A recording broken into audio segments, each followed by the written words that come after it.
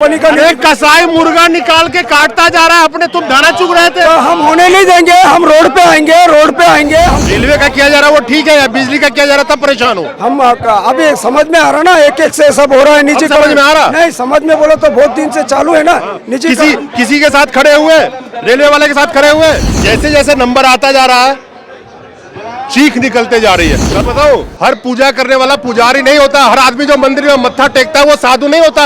चोर भी चोरी करने जाता है तो वो भी उसी भगवान के आगे मत्था टेक के जाता है। लुटेरे भी उसी भगवान, उसी मंदिर में मत्था टेकता है कि भगवान मुझे आज सफलता देना, किसी को लूट सकूं। बाबा साहब के संविधान से देश कौन नहीं चला रहा है ये बताओ।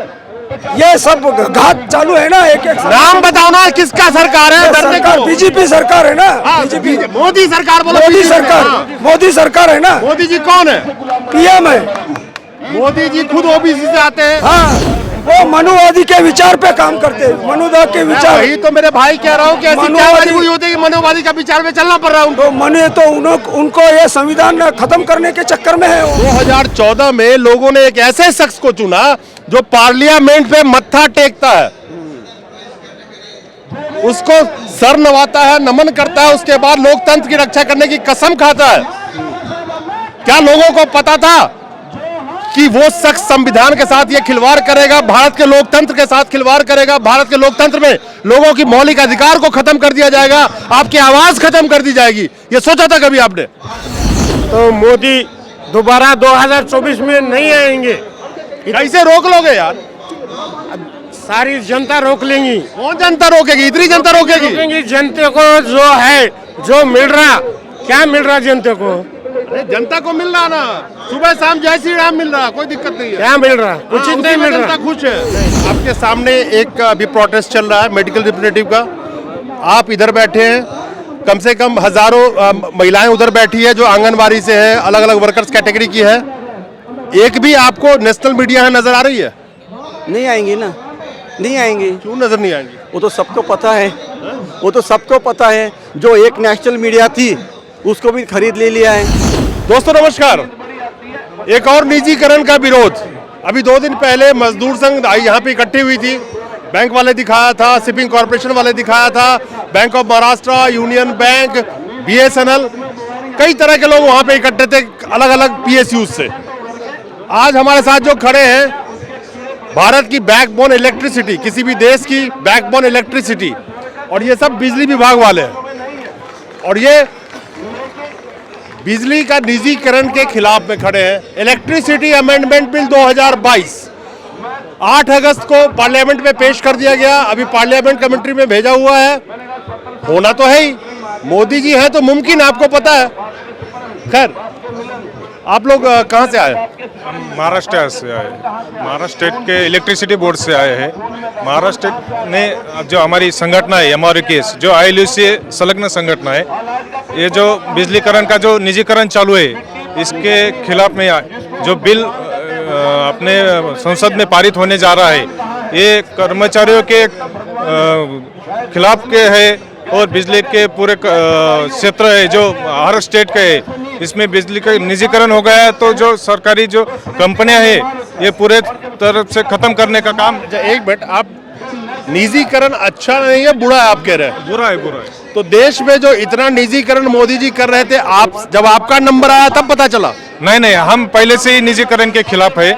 निजीकरण नहीं होना चाहिए। जो सरकारी कंपनियां है, सरकारी कंपनी ही रहना चाहिए।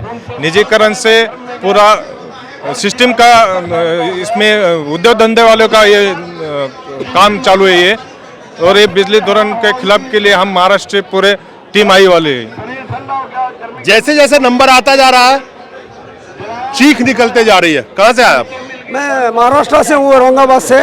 औरंगाबाद से हमारे 100 लोग हैं, पूरे संगठन के लोग हैं, और ये इस धरना आंदोलन में पूरे 29 राज्य के लोग हैं। 29 राज्य के जो स्वतंत्र मजदूर यूनियन के माध्यम से ये धरना आंदोलन किया है। और बहुत साल से बाबा साहब ने जो संविधान दिया है, वो संविधान के आधार पे, जब बाबा साहब कायदा मिनिस्टर थे, ऊर्जा मिनिस्टर थे, जब से उनका कहना था क्या ये बीज का जो क्षेत्र है वो समाज के हित में और कर्मचारी के हित में होना चाहिए। और अगर बिजली का या हर डिपार्टमेंट का, हमारे बिजली का जो निजीकरण अगर होता है तो उसमें जो आरक्षण है, बाबा साहब ने जो आरक्षण दिया है संविधान के आधार पे, वो सब खत्म होने जाएगा। इसलिए हमारा ये विरोध है और ये बिल पे जो बिल लाने जा रहे हैं उसके बारे में हमारा विरोध है और इसमें हम ताकत से लड़ेंगे। पूरे 29 राज्य हमारे JS पाटिल साहब अध्यक्ष है उसके। नहीं, आप कोई भी अध्यक्ष हो, मेरे को एक चीज बताइए, रेलवे का निजीकरण किया जा रहा है वो ठीक है? हाँ। रेलवे का किया जा रहा है वो ठीक है, या बिजली का किया जा रहा है तब परेशान हो? हम अभी समझ में आ रहा ना, एक एक से सब हो रहा है निजी। समझ में आ रहा? नहीं, समझ में बोलो तो बहुत दिन से चालू है ना निजी। किसी के साथ खड़े हुए, रेलवे वाले के साथ खड़े हुए, BSNL वाले के साथ खड़े हो? हमारे संगठन में रेलवे के भी लोग हैं और जो जितने भी जो कंत्राटी कामगार है और एकजुट कर्मचारी संगठन है वो सब हमारे साथ में ऑल इंडिया। अभी बैंक वाले नंबर में है, है ना? अभी ऑयल कंपनी वाले नंबर में है, शिपिंग वाले नंबर में है, एयरपोर्ट जा रहा है, सब कुछ तो निजी के हाथों में जा ही रहा है। लेकिन जब नंबर आता है खुद का तब लोग परेशान होते हैं। हमारे क्षेत्र का अगर ऐसा होता है तो हम हमारे क्षेत्र के लिए हमारे जो कंपनी का कसाई मुर्गा निकाल के काटता जा रहा है अपने, तुम दाना चुग रहे थे। तो हम होने नहीं देंगे, हम रोड पे आएंगे, हम होने नहीं देंगे। पहले हमने ये विधेयक भी ला रहा था, हमने विरोध दर्शाया तो थोड़ा सा पीछे लिया गया। हम पूरी रोड पे लड़ाई करेंगे और ये जब तक बाबा साहब के संविधान को जहाँ चोट बैठेंगी तो हम लड़ेंगे। बाबा साहब के संविधान से देश कौन नहीं चला रहा है ये बताओ? ये सब घात चालू है ना, एक नाम बताओ ना, किसका सरकार है? सरकार बीजेपी सरकार है ना, बीजेपी मोदी सरकार बोलो। मोदी सरकार है ना। मोदी जी कौन है? PM है। मोदी जी खुद OBC से आते हैं। हाँ, आते हैं ना। हाँ। सरकार किसकी हुई फिर? उनकी सरकार है। ST ST OBC की सरकार और हुई वो है। उनके दूसरे के नहीं तो फिर वो मनुवादी के विचार पे काम करते हैं, मनुवाद के विचार। वही तो मेरे भाई कह रहा हूँ कि ऐसी क्या मजबूरी होती है कि मनुवादी का विचार पे चलना पड़ रहा है उनको। तो उनको ये संविधान खत्म करने के चक्कर में है वो, हम वो होने नहीं देंगे। तो फिर मनुवादी PM बनेगा, वही संविधान बचाएगा? नहीं, जो मनुवादी ये देश में 85% बहुजन समाज है तो ये हर बात का विरोध होते रहेगा और आगे भी होते रहेगा। हम तो कहते हैं बहुजन समाज के ही PM है वो। नहीं है, मगर वो दूसरे के फॉलोअर है ना। जिसको बैठाओगे वो नहीं होगा तो इसकी क्या गारंटी वो नहीं होगा? नहीं होगा ना, जरूर होगा ना, वो समाज की समस्या समझेगा। कहाँ से आए आप? महाराष्ट्र से। इधर आइए, कैमरे पे आइए। किसके खिलाफ लड़ रहे हैं? मोदी के खिलाफ। मोदी के खिलाफ क्या कर दिया मोदी जी ने? मोदी के खाजीकरण ये वो सब पूरा जो है, तो कुछ भी पेट्रोल का भाव बढ़ रहा, सब बढ़ रहा। आप ही ने मोदी जी को चुना है ना? आप बोले तो मैं अकेला नहीं। सब मैं आपका मतलब आप भी तो चुना होगा कि नहीं चुना? सुन के आए, मगर आइंदा अभी बाद में नहीं आएंगे। अभी नहीं आएंगे? नहीं आएंगे। कैसे रोक लोगे? हाँ? कैसे रोक लोगे? क्या करे मोदी ने? सस्ती दारू, महंगा तेल, ये इतना करे काम। क्या बात है, बोलो जय श्री राम। सस्ती दारू, महंगी तेल की क्या जरूरत है? रोजी रोजगार है नहीं, व्यापार है नहीं, तो घर से जाओगे कहाँ? की जरूरत है क्या? तो मैं वही तो आपसे पूछ रहा हूँ। हाँ। किसकी जरूरत है? हाँ? वारे मोदी तेरा खेल, सस्ती दारू, महंगा तेल, ये क्या जरूरत है? सुन रहे हैं आप, जनता का ये हाल है। और कौन है? आप कहाँ से आए? मेरा महाराष्ट्र से। आप भी महाराष्ट्र से? हाँ। तो ज्यादातर लोग महाराष्ट्र से हैं, ऑल ओवर इंडिया से आए? ऑल इंडिया से। ऑल इंडिया से? हाँ। किसके निजीकरण के खिलाफ में खड़े हो? हाँ, खिलाफ है उनके। रुक जाएगी वो खड़े होने से? यहाँ प्रयत्न तो करेंगे, होना तो चाहिए। हम तो है, लेकिन हमारे बच्चों के तो बेकारी है ना, उनके लिए भी कुछ करना पड़ेगा। अगर ये ऐसा हो जाएगा तो वो भी रास्ते पे आ जाएंगे, वो कुछ नौकरी बिक्री कुछ नहीं मिल सकता। अब नौकरी की चिंता सता रही है, निजीकरण की चिंता सता रही है, बच्चों की भविष्य की चिंता सता रही है। मैंने कहा ना, जैसे जैसे दब रही है वैसे वैसे चीख निकल रही है। खैर, इसी में से बहुत सारे लोग गुणगान कर रहे होंगे, भक्ति में लीन होंगे, लेकिन मैं हर वक्त ये कहता हूँ ऑन द सीरियस नोट, जब किसी दूसरे पे अत्याचार हो रहा होता है तो आप चुप बैठे होते हैं, अपनी बारी का इंतजार करते हैं जब तक अपनी बारी ना आ जाए।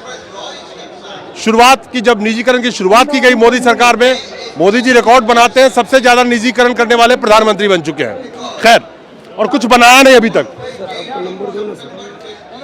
तो और जो है तो मोदी दोबारा 2024 में नहीं आएंगे।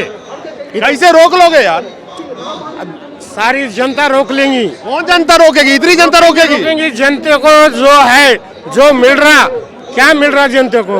अरे जनता को मिल रहा ना, सुबह शाम जय श्री राम मिल रहा, कोई दिक्कत नहीं है। क्या मिल रहा? कुछ हाँ, नहीं उसी में मिल रहा। जनता खुश है। नहीं। देख रहे हैं, ये हाल है जनता का।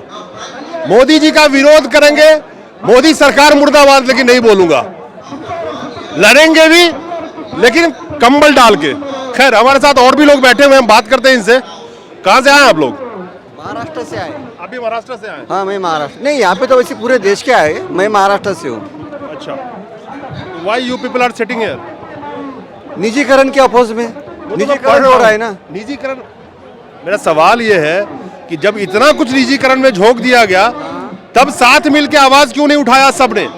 सभी तो साथ देखो ना, आज भारत के इलेक्ट्रिसिटी डिपार्टमेंट के लोग हैं यहाँ पे, railway, oil companies, airport, air India, सब कुछ बिक रहा था, सामने बिका। बराबर बिका ना, रहा है। वो चिल्ला रहे थे ना, बिचना ही बोलूंगा ना, चिल्ला रहे थे ना, तब एक साथ लोग क्यों नहीं आते हैं?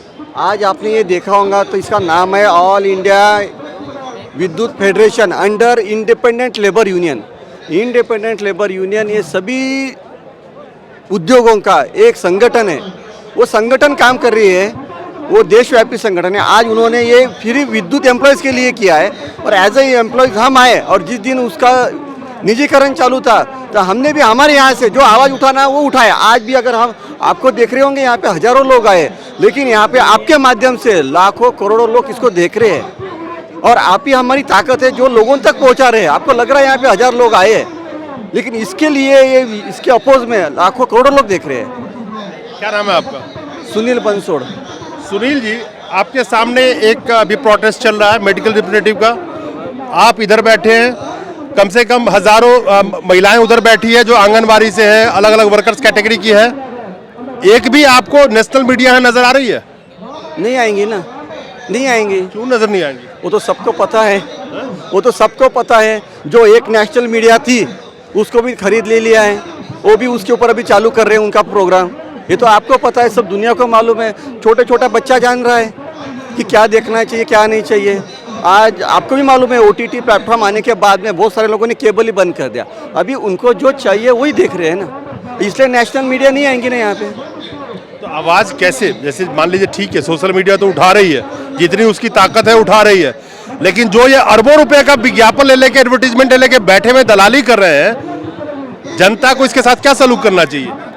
जनता के हाथ में मतदान है, वोट है, जो संविधान ने दिया है, और आज उसी के हम जो ये धरना कर रहे हैं, हम यही बोल रहे हैं कि संविधान में जो लिखा है वही है। गरीब से लेके अमीर तक, जिसके पास में 5 पैसा भी होगा और 5 अरब करोड़ जितने भी होगा, अधिकार दिया है संविधान का। सब चेंज कर सकते हैं ना, कितने दिन तक पूजा कर। एक मिनट खड़े। यही चीज मैं हमेशा बताता हूं, जनता, इस लोकतंत्र में जनता के हाथ में सिर्फ एक हथियार है, वो है आपका वोट। और जब 5 साल में चुनाव आता है और 500 रुपए और एक पौवा दारू के ऊपर आप उस दिन बिक जाते हैं, तो आपके बच्चों का भविष्य बिक जाता है, आपका भविष्य बिक जाता है। इस भारत के भविष्य के साथ आप समझौता करते हैं, और आप दिन रात रोते चिल्लाते रह जाएंगे, कुछ नहीं कर पाएंगे, क्योंकि जिसको एक बार आप चुन लेंगे उसको आप उतार नहीं सकते। तभी तो राइट टू रिकॉल का जो लॉ था वो नहीं आने दिया गया भारत में, कि किसी नेता को अगर आप चुन ले और वो नेता अगर आपको पसंद आए, आपके हिसाब से काम ना करे, अपने वादे के हिसाब से काम ना करे, तो उस नेता को आप गद्दी से उतार सके, ये अधिकार जनता को नहीं दिया गया। इन्होंने बड़ी अच्छी बात कही। हर एक सरकार को अपन 5 साल में चेंज कर सकते हैं, अपने मन से सरकार चुन सकते हैं। गरीब से लेकर अमीर तक चुनना चाहिए ना, नहीं तो क्या आता है, मतदान आता है उस दिन अपन पिकनिक के लिए जाते हैं। क्यों 60-70% मतदान क्यों होता है? क्योंकि अपने को देश की फिक्र नहीं है, एक ही दिन फिक्र रहती है, 15 अगस्त और 26 जनवरी को, उसी दिन झंडा लेके करते हैं। अरे मतदान भी उसी तरीके से दिन मनाना चाहिए जैसे 15 अगस्त 26 जनवरी मनाते हैं। लेकिन सवाल यह है कि मौजूदा वक्त में मौजूदा सरकार जनता को उस कगार पे खड़ा कर देना चाहती है जहां पे एक वक्त का उसको खाना मिल जाए तो वही उसके लिए 26 जनवरी और 15 अगस्त और 1 जनवरी और होली दिवाली में तब्दील हो जाए। इस आलम में जनता को पहुंचा दो ताकि 500 रुपया तो छोड़िए 100 रुपये में जनता की वोट खरीदा जा सके। बाबा साहब आम्बेडकर ने वही तो दिया है। आज संविधान क्यों है? देखो सब तरफ देखो, ये सब जो यहाँ पे रैलियां होंगी हो रही है, साल भर होती है, एक ही वजह से होती है, संविधान के वजह से। जो संविधान अपने भारत का है, लोकशाही का है, जो प्रतीक है, तो उसका रक्षण करना, उसके साथ में रहने का, ये सभी लोगों का काम है। एक बात बताओ सर, आप 2014 में लोगों ने एक ऐसे शख्स को चुना जो पार्लियामेंट पे मत्था टेकता है, उसको सर नवाता है, नमन करता है, उसके बाद लोकतंत्र की रक्षा करने की कसम खाता है। क्या लोगों को पता था कि वो शख्स संविधान के साथ ये खिलवाड़ करेगा, भारत के लोकतंत्र के साथ खिलवाड़ करेगा, भारत के लोकतंत्र में लोगों की मौलिक अधिकार को खत्म कर दिया जाएगा, आपकी आवाज खत्म कर दी जाएगी? ये सोचा था कभी आपने? सोचा तो नहीं था, लेकिन लोगों को चेंज भी चाहिए। यहाँ पे भारत में अज्ञान लोग हैं, जो दिखता है उसके ऊपर जाते हैं, सोचते नहीं है।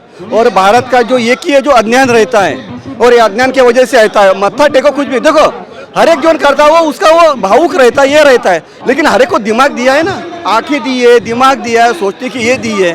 सोचो ना, उसको भी 5 साल करने दो ना, नहीं होता तो चेंज करो। 10 साल दिया, लगता है तो चेंज करो। अपने पास में है ना वोटिंग, अभी 24 आ रहा है, सोचो, करो, चेंज करो। आपको बताऊं, हर पूजा करने वाला पुजारी नहीं होता। हर आदमी जो मंदिर में मत्था टेकता है वो साधु नहीं होता। चोर भी चोरी करने जाता है तो वो भी उसी भगवान के आगे मत्था टेक के जाता है। लुटेरे भी उसी मंदिर में मत्था टेकता है कि भगवान मुझे आज सफलता देना, किसी को लूट सकूं। ये जनता समझ नहीं पाती है। खैर हो रहा है ना, वो तो हो रहा है ना, जनता समझ ही नहीं है। समझेंगी 24 में समझेंगी, नहीं समझेंगी ना तो ये बिजली बोर्ड जो है, वो फार्मर जो है, उसको भी अभी बिजली कैसी महंगी आएंगी वो बाद में पता चलेगा। आज अगर वो शांत में नहीं रहेंगे हमारे, तो फार्मर को भी बिजली कैसी महंगी गिरेंगी वो बाद में समझ में आएगी। नहीं समझ पाएगी जनता 2024 में। इसके पीछे मैं रीजन बताता हूं। भारत में डेमोक्रेसी बची नहीं, भारत इलेक्टोरल ऑटोक्रेसी में जा चुकी है। आप लोग हैं ना हमारे साथ में, आप क्यों आए इधर? चलिए, आप आए, इनकी उम्मीद कायम रहे, क्योंकि भारत में तो डेमोक्रेसी रही कहां। डेमोक्रेसी के इंडेक्स में भारत इलेक्टोरल ऑटोक्रेसी में जा चुका है, जिसका मतलब होता है कि मौजूदा वक्त में चुनाव जीतने के लिए जनता की नहीं, सारे तंत्र की जरूरत है। जनता से तो वोट ले ही लिया जाएगा। सोचिएगा। नमस्कार।